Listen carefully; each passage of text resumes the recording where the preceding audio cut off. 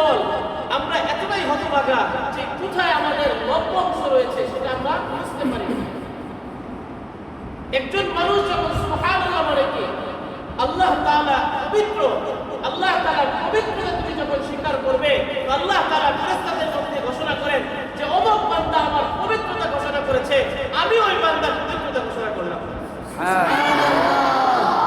এজন্য মানুষ যখন সিজদার মধ্যে গিয়ে সুবহান রাব্বিয়াল আযীম বলে, আল্লাহ পাক রব্বুল আলামিন সাথে সাথে বলেন, বান্দা তুই সারা জীবন আমার নাফরমানি করেছিস, সারা জীবন আমার গুনাহের মধ্যে লিপ্ত থেকেছিস, সারা জীবন তুই অন্যায় অবিচার করেছিস, আর শেষ বয়সে এসে, শেষ পর্যায়ে এসে তুই যখন আমি রব বলে স্বীকার করেছিস, আমার কর্তৃত্ব তুই স্বীকার করেছিস, আমার বরত্ব তুই প্রকাশ করেছিস, আমার গুণগান তুই যখন তোর কপালকে জমিনের সাথে ঠেকিয়ে তুই যখন আমাকে রব বলে স্বীকার করেছিস, আমার বরত্ব যখন তুই প্রকাশ করেছিস, আমি ফেরেশতাদেরকে সাক্ষী রেখে তোর জিন্দেগীর সমস্ত গুনাহগুলোকে মাফ করে দিলাম।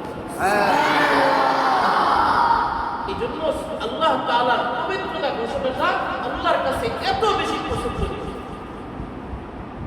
প্রিয় ছাত্র ভাইরা, আমাদের এই যে মাহে রমজান চলতেছে, এই মাহে রমজান দামি হয়েছে কেন? এই রমজানটা দামি হয়েছে এই জন্য যে আল্লাহ পাক রব্বুল আলামিন এই রমজান মাসে পবিত্র কোরআনকে নাযিল করেছেন। এই পবিত্র কোরআন এমন এক গ্রন্থ, এই পবিত্র কোরআনের সাথে যাদেরই সংস্পর্শ লেগেছে, যাদেরই একটা ছোঁয়া লেগেছে, এই ছোঁয়ার সাথে সাথে জিনিসটা আল্লাহ তাআলা দামি বানাইছে।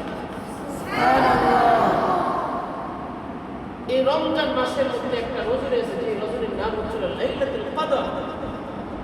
ওই রাতটা তোমার দাবি হয়েছে, ওই রাতের মধ্যে আল্লাহ তাআলা এই কোরআনকে নাযিল করেছিলেন।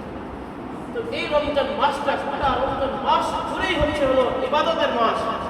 যে যত বেশি আল্লাহকে ডাকবে, যে যত বেশি আল্লাহর কাছে যেতে চায়, একটা স্কোপ রয়েছে, একটা সুযোগ রয়েছে যে আল্লাহ তাআলার কাছে অন্যান্য সময় আল্লাহর কুদরতি পায়ে সিজদা দিলে যে প্রতিফল হবে, যে সওয়াব আজর হবে, তার চাইতে কয়েক গুণ বেশি সওয়াব আল্লাহ তাআলা এই রমজান মাসে দিয়ে দিবেন। এজন্য এই মাহে রমজান মাস আমাদের সর্বোচ্চ গুরুত্ব দিতে হবে। এজন্য এটা হলো ইবাদতের মাস। আমি যত বেশি পারি তাসবিহ, তাহলিল, কোরআনের তেলাওয়াত যত বেশি পারবো তত বেশি তেলাওয়াত করব, যত বেশি আল্লাহকে ডাকার সুযোগ পাই তত বেশি আল্লাহর কাছে আল্লাহকে ডাকবো। এই রমজান মাসের ফজিলত এত বেশি হাদিসে পাকের মধ্যে ইরশাদ হয়েছে, কোন ব্যক্তি যদি একটা নফল ইবাদত করে তো আল্লাহ তাআলা তাকে একটা ওয়াজিব ইবাদত করলে যে সওয়াব, সেই পরিমাণ সওয়াব আল্লাহ তাআলা তাকে দান করে দেন।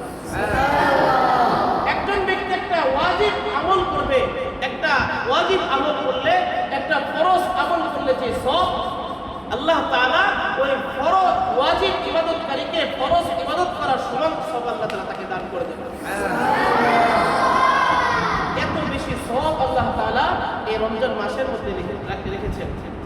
এই জন্য প্রিয় ছাত্র ভাইরা, আমরা যখনই পাই, যখনই সুযোগ পাবো, তখনই যত বেশি পারবো তাসবিহ, তাহলিল, অনর্থক সময় নষ্ট না করে আমরা সবসময় যেহেতু কোরআনের তেলাওয়াত করি, ফাঁকে ফাঁকে আমরা নফল ইবাদত বন্দেগী করবো, নফল নামাজ আদায় করবো, এরপরে একটু জিকির করবো, নীরবে বসে বসে আল্লাহকে ডাকবো, আল্লাহর কাছে একটু দোয়া কান্নাকাটি করবো, নিজের জন্য দোয়া করবো, পরিবারের জন্য দোয়া করবো, মা বাবার জন্য দোয়া করবো, আমার আত্মীয় স্বজন যারা আছে সকলের জন্য দোয়া করবো। তারা আমাদের হকদার, তারা দোয়ার দাবি রাখে। এই দোয়ার আমল করলে কি হবে? আমি এখন দোয়া করলে এমন একটা সময় আসবে যখন আমি থাকবো না, তো আমি উপস্থিত থাকাকালে আমি যদি মানুষের জন্য দোয়া করি, তো হাদিসে পাকের মধ্যে আসছে যে তুমি যখন থাকবা না, তোমার জন্য দোয়া করার জন্য, তোমার দোয়া করার জন্য, তোমার রূহের মাগফিরাতের জন্য আল্লাহ পাক রব্বুল আলামিন একজন লোককে সেট করে দিবেন।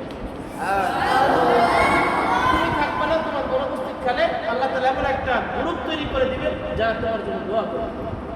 এটাই পৃথিবীর নিজাম।